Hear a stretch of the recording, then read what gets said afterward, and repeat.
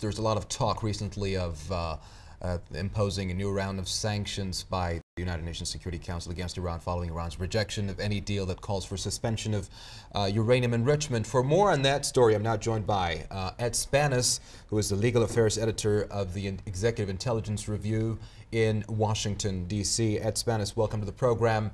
Many commentators have expressed doubt that the United Nations Security Council's latest round of sanctions will not actually be able to do much to solve the dispute over Iran's nuclear program. What do you think? Well, the sanctions never resolve anything by themselves. And yet, people here and people in Britain as well, and throughout Europe, are talking about intensifying the sanctions. And there was a hearing today in the U.S. Senate which marked out a bill or voted up a bill to intensify the sanctions. Unfortunately, people here go a little bit crazy when the subject of Iran and Israel come up. And saner voices here who say that sanctions are not the way to go, sanctions will only make the problem worse, are really not heard once Congress gets going on this topic. Now, Israel has a record of fighting proxy wars for the United States. It bombed an alleged nuclear facility in Syria based on information supplied to it by the United States. And of course, the IAEA was left with nothing to investigate. How likely do you think is a repeat of such a scenario, this time with Iran?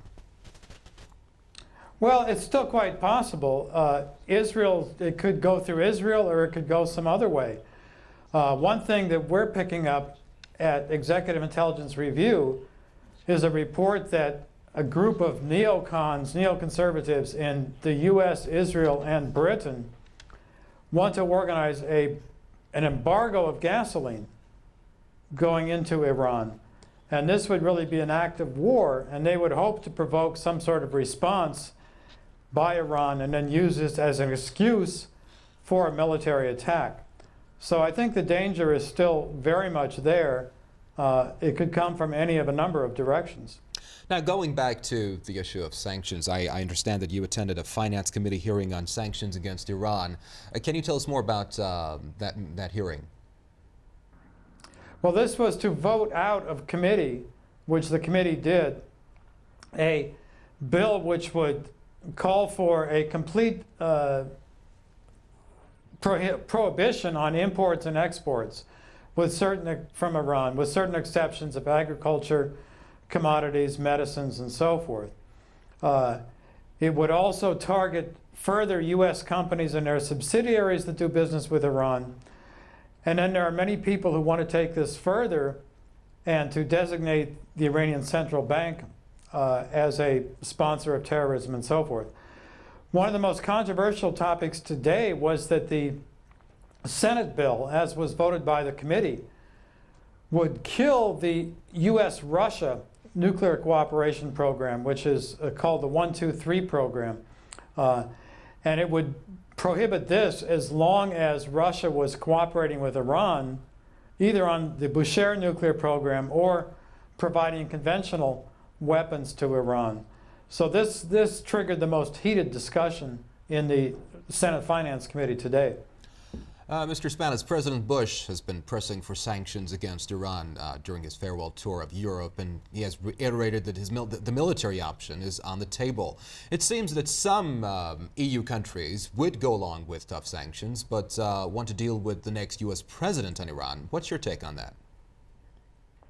Well, I think that the Europeans want to run out, think they can, or hope they can run out the clock. That maybe go along with sanctions as an alternative to war, as an alternative to military attack, and then have that go on until a new president comes in January. I think that's a very dangerous notion because from the standpoint of the crazies in the U.S. administration in Britain, they see sanctions as a prelude to war, not as an alternative to war.